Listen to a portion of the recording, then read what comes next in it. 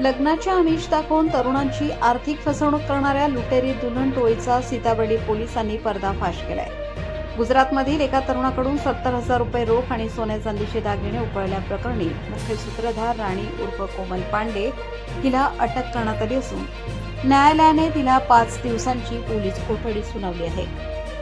फिर्यादी आकाश जिंदल पारेख हा विवाहासाठी वधूच्या शोधात असताना त्याचा राणी पांडे हिच्याशी संपर्क झाला।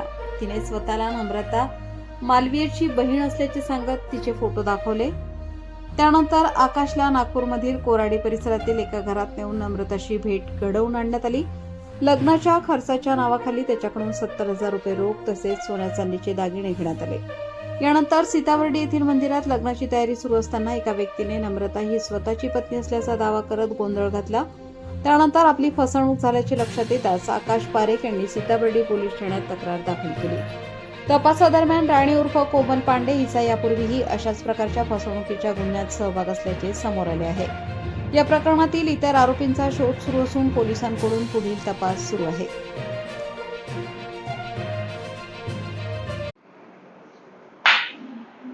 सर, आपल्या तहसील पोलीस स्टेशन अंतर्गत एक लुटेरी दुल्हनचा गुन्हा समोर आहे। नेमकं काय माहिती आहे, कोण आहे, कितीला लुटले, घंटा दिली, काय माहिती? पोलीस स्टेशन तहसील येथे अपराध क्रमांक 158/2026 कलम 318(4), 115(2), 352, 3(5) भारतीय न्याय संहितेनुसार गुन्हा दाखल करण्यात आलेला आहे। यातील जे फिर्यादी आहे आकाश जितेंद्र पारेख, वय 35 वर्षे, राहणार भावनगर, गुजरात, हे यांचं वय 35 झालं, परंतु लग्न कोणाशी होत नसल्याने त्यांनी त्यांच्या मित्रांना याबाबत सांगितलं होतं की मला लग्न करायचं आहे। त्यावर त्यांच्या मित्रांनी त्याला सांगितले की नागपुरात एक मुलगी आहे किंवा एक महिला आहे जी ज्यांचे लग्न होत नाही अशा लोकांचे लग्न जोडण्याचे काम करते। अशा माहितीवरून ते नागपुरात आले होते। यातील जी मुख्य आरोपी आहे राणी उर्फ कोमल जितेंद्र पांडे, वय 31 वर्षे, राहणार कुकरेजा बिल्डिंग जवळ, नागपूर, जरीपटका, अशी ही महिला आहे। आणि ती महिला मेयो हॉस्पिटल परिसरामध्ये सदर फिर्यादीला भेटली आणि लग्न करून देण्याचं आमिष दाखवलं, परंतु त्या मोबदल्यामध्ये काही पैसे द्यावे लागतील अशी तिने अट पण ठेवली होती।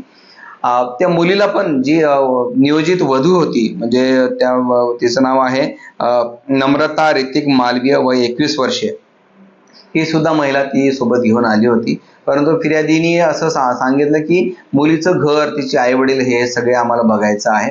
त्यावरून सदर दोन्ही महिला आरोपी सदर फिर्यादीला कोराडी येथे घेऊन गेल्या होत्या। कोराडी येथे एका घरी त्यांनी मुली दाखवण्याचा कार्यक्रम केला। त्याच्यानंतर त्यांनी सांगितले की ठीक आहे, मी लग्नासाठी तयार आहे, परंतु तुम्हाला अगोदर पैसे द्यावे लागतील, असं फिर्यादीला सांगून येताना त्यांनी ATM मधून सदर फिर्यादीला 70,000 रुपये काढायला लावले आणि 70,000 रुपये त्यांच्याकडून घेतले। आणि नंतर त्यांना सांगितले की बर्डीमध्ये एक विवाह संस्था आहे, तिथे आपण जाऊयात आणि तिथे लग्न लावूयात। आणि तिथे सुद्धा पोहोचल्यानंतर ते टाळाटाळ करायला लागले। तेवढ्यात सदर जी नियोजित वधू होती, म्हणजे ज्यापूर्वी अटक झालेली नम्रता ऋतिक मालवीय, तिचा नवरा अचानक तिथे आला आणि तो त्या फिर्यादीला म्हणायला लागला की माझी पत्नी तू परत लग्न कसं काय करतोय, असं करून वादविवाद घातला। आणि सदर फिर्यादी सोबत वाद घालून तो त्याच्या पत्नीला घेऊन आणि इतर सगळ्यांनी तिथून पसार झाले। तेव्हा फिर्यादीकडून त्यांनी सोन्याचे दागिने सुद्धा घेतले होते। फिर्यादीला नंतर फसवणूक झाल्याचं लक्षात आल्यानंतर फिर्यादी पोलीस स्टेशन तहसील येथे आले होते आणि आम्ही 20 मार्च 2026ला गुन्हा दाखल केला होता। त्यामध्ये तात्काळ आम्ही नम्रता ऋतिक मालवीय अशा एका महिलेला अटक सुद्धा केली होती।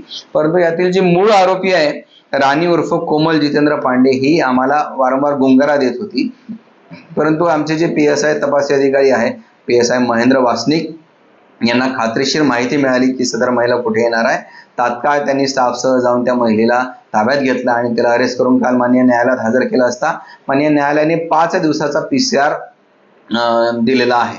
आता या PCR दरम्यान सदर महिलेसोबत अजून कोण कोण पुरुष आणि महिला होते, यांची गँग आहे किंवा काय आहे, याच प्रकारचे गुन्हे यांनी यापूर्वी कुठल्या पोलीस स्टेशन हद्दीमध्ये केलेले आहे किंवा या महिलेवर काय काय गुन्हे दाखल आहेत याची आम्ही सखोल माहिती घेत आहोत।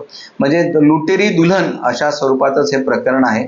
एखाद्याला लग्नाचं आमिष दाखवणे आणि त्याच्याकडून पैसे आणि दागिने लुबाडणूक करून नंतर पसारा करणे, अशा पद्धतीची ही मोडस या आरोपींची आहे. या महिला आरोपी आणि इतर पुरुष आरोपीने सुद्धा इतर अजून कुठे गुन्हे दाखल आहेत का यांच्यावर, याची आम्ही माहिती घेत आहोत.